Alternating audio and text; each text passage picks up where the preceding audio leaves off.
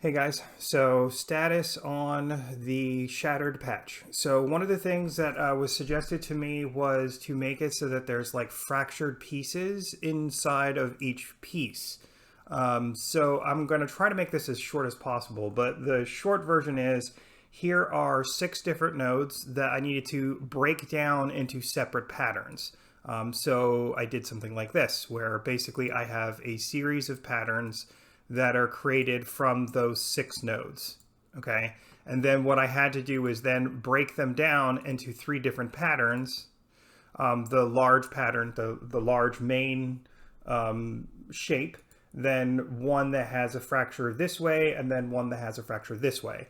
And then what I've done is I've added in a trigger button to change those where that node hits, right? That will increase as time progresses, and I will push those boundaries to see how far I can push those nodes.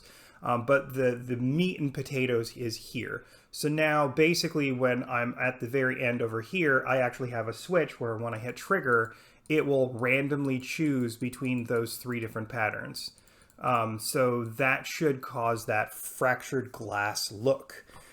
Multiply that by 4 and you're going to have 4 different pieces in each section. And then what I've also done is I've decided what I'm going to try to do is repeat that 3 times. So there'll be 12 different fractures, main fractures, and then off of that, each one will have 3 separate different patterns.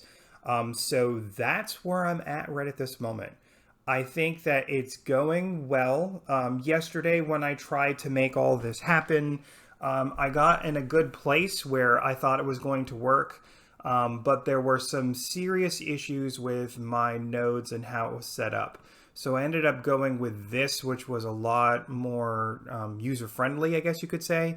A lot of this will go away. Like for instance, this part will no longer be, once I've worked everything out, this portion is just for my visual kind of understanding. Same kind of thing with some of this, like these will probably go away, of course, because it won't necessarily be important for them to be all separated in color. I'll just do one set. Every single one of them will have a different color. But in any case, that's where I'm at right at this moment.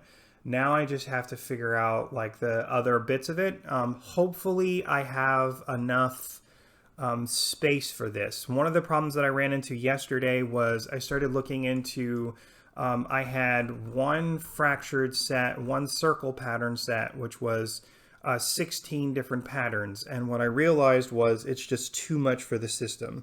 I was also trying to union and subtract shapes from each other, and that's when I ran into problems. And I think the reason why is because it's just so much overhead for the system to go through, where this is a little bit more user-friendly because you're basically creating polygons to create the different shapes.